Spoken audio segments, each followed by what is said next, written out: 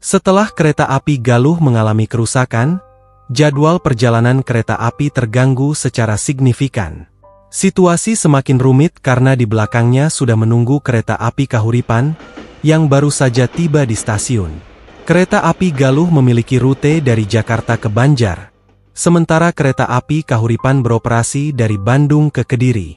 Dengan waktu yang semakin mendesak, akhirnya keputusan pun diambil untuk merangkai kedua kereta ini menjadi satu rangkaian. Dengan demikian, akan terdapat dua lokomotif yang menarik 13 rangkaian kereta penumpang. Penggabungan ini direncanakan hanya akan berlangsung hingga stasiun Banjar.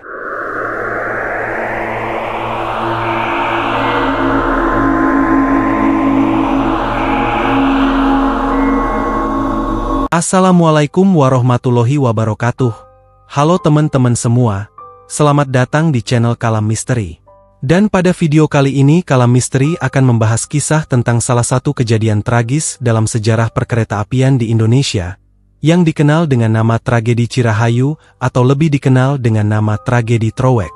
Dari hasil penelusuran yang dilakukan, mencari kesaksian dari mereka yang terlibat dalam peristiwa ini sungguh menjadi tantangan besar. Meskipun insiden ini merupakan salah satu yang paling serius dalam sejarah, jumlah korban yang tidak sebanyak tragedi Bintaro mungkin menjadi alasan mengapa peristiwa ini jarang diangkat oleh media. Bahkan untuk menemukan satu saksi pun untuk diwawancarai sangatlah sulit, sehingga tragedi Trowek hampir terlupakan. Kisah dimulai di stasiun Cibatu pada tanggal 25 Oktober 1995, pada malam hari. Kereta api Galuh, yang merupakan kereta kelas ekonomi, tiba di stasiun tersebut namun mengalami kerusakan. Kereta ini membawa sekitar 300 penumpang yang terbagi dalam 6 rangkaian gerbong. Proses perjalanan dilakukan dengan bantuan lokomotif CC20175 dan bergerak di jalur 2 stasiun. Kurang lebih setengah jam kemudian, kereta api Kahuripan memasuki stasiun dengan 7 rangkaian gerbong yang membawa 428 penumpang. Kedatangan kedua kereta ini mengawali kejadian tragis yang kemudian dikenang sebagai Tragedi Trowek. Setelah kereta api Galuh mengalami kerusakan, jadwal perjalanan kereta api terganggu secara signifikan. Situasi semakin rumit karena di belakangnya sudah menunggu kereta api Kahuripan yang baru saja tiba di stasiun. Kereta api Galuh memiliki rute dari Jakarta ke Banjar, sementara kereta api Kahuripan beroperasi dari Bandung ke Kediri.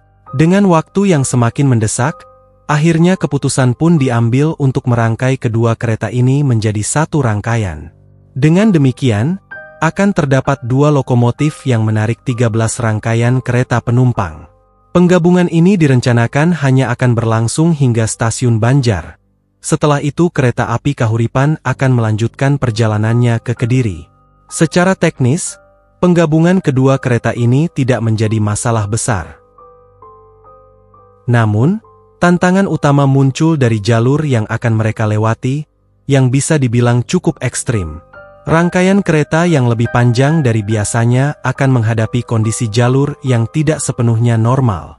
Mereka akan melanjutkan perjalanan menanjak, melewati Warung Bandrek dan Bumi Waluya, atau Malangbong, sebelum akhirnya mencapai stasiun Cipeunde. Setelah itu, perjalanan dilanjutkan menurun hingga mencapai stasiun Ciawi, sebelum akhirnya mencapai Tasikmalaya. Perjalanan kereta pada awalnya berjalan seperti biasa, tanpa ada tanda-tanda yang mencemaskan. Namun, hampir tengah malam, ketika kereta tiba di stasiun Cipeunde dengan kondisi trotol dinetralkan, keadaan mulai berubah. Setelah berangkat lagi, perjalanan dilanjutkan dengan jalur yang menurun hingga stasiun Ciawi. Disinilah awal dari peristiwa tragis yang akan terjadi. Tanda-tanda remblong mulai terlihat jelas pada saat itu. Tukiman, salah seorang penumpang, merasakan bahwa kereta bergerak sangat kencang, roda-rodanya bergetar, dan sensasi seolah-olah kereta melaju seperti terbang.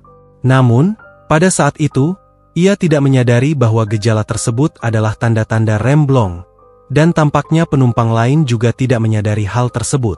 Namun, di ruang lokomotif, kondisinya berbeda.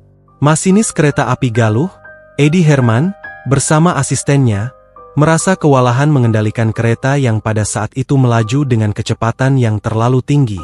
Mereka berusaha keras untuk mengurangi kecepatan, tetapi lokomotif tidak merespons rem dengan baik. Herman akhirnya memberikan tanda semboyan 39, yang merupakan sinyal untuk meminta pertolongan darurat dan meminta awak di kereta belakang untuk menarik rem darurat. Waktu tersisa sangat tipis, dan saat itu kereta akan memasuki jembatan Cibahayu, atau juga sering disebut sebagai jembatan Trowek oleh masyarakat. Jembatan ini menghubungkan antara Cipeunde dan Cirahayu, terletak di kilometer 241. Di ujung jembatan ini, jalurnya akan berbelok tajam.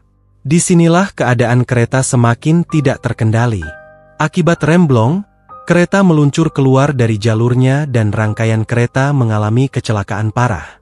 Lokomotif CC20105 langsung anjlok dan terus meluncur hingga jatuh dari jembatan, dengan bagian depan lokomotif mengalami kerusakan parah. Sementara itu, lokomotif CC20175 terguling, dan sebagian dindingnya terkelupas. Gerbong-gerbong di bagian belakang terus mendorong ke depan, menyebabkan rangkaian kereta terlempar ke kanan dan kiri, beberapa bahkan jatuh ke dasar jurang. Diketahui 4 gerbong masuk ke dalam jurang, dengan dinding bagian kiri yang terkelupas hingga ke belakang. Kursi-kursi di dalam kereta banyak yang hancur dan terlepas, dengan darah dan serpihan daging tersebar di sekitar tempat kejadian. Meskipun ada beberapa gerbong yang masih tersangkut di atas jembatan dan dapat dikatakan selamat, kondisi yang gelap dan suasana panik membuat sebagian penumpang berusaha keluar dari kereta. Namun, hal ini ternyata adalah pilihan yang keliru di tengah keadaan genting tersebut. Ketika itu, beberapa penumpang yang mencoba keluar dari kereta tidak menyadari bahwa mereka masih berada di atas jembatan yang sangat tinggi. Ketika mereka melompat keluar dari kereta, mereka langsung jatuh ke dasar jembatan. Warga dari kampung Sarapat Palumbungan, yang tidak jauh dari lokasi kejadian, segera datang untuk memberikan pertolongan setelah mendengar suara tabrakan yang sangat keras. Suara ini bahkan terdengar hingga ke kampung Wage, yang berjarak 1,5 kilometer dari lokasi kejadian. Menurut laporan dari Pikiran Rakyat, akibat peristiwa tragis ini, 20 orang dilaporkan meninggal dunia, 90 orang mengalami luka berat, dan 246 orang mengalami luka ringan. Meskipun ada beberapa laporan media yang menyebutkan angka yang berbeda, satu hal yang pasti adalah bahwa tragedi Trowek tidak mendapat perhatian sebesar tragedi Bintaro. Bahkan, kejadian ini hampir dilupakan, mungkin karena lokasinya yang sangat terpencil sehingga tidak menarik banyak perhatian. Setelah kejadian ini, beberapa aturan pun mengalami perubahan. Semua kereta kini wajib berhenti di stasiun Cipeunde untuk dilakukan pemeriksaan rem. Jalur dari Bandung ke Tasikmalaya juga dinyatakan sebagai jalur ekstrim dan dianggap sebagai jalur uji coba untuk lokomotif baru yang akan melintasi Pulau Jawa. Ini adalah kisah dari tragedi Trowek, semoga kejadian serupa tidak akan terulang di masa mendatang. Jika ada ketidakakuratan dalam informasi dalam video, atau jika ada sudut pandang yang berbeda, silakan berikan komentar di video ini. Sampai jumpa kembali di video selanjutnya. Jangan lupa like dan subscribe.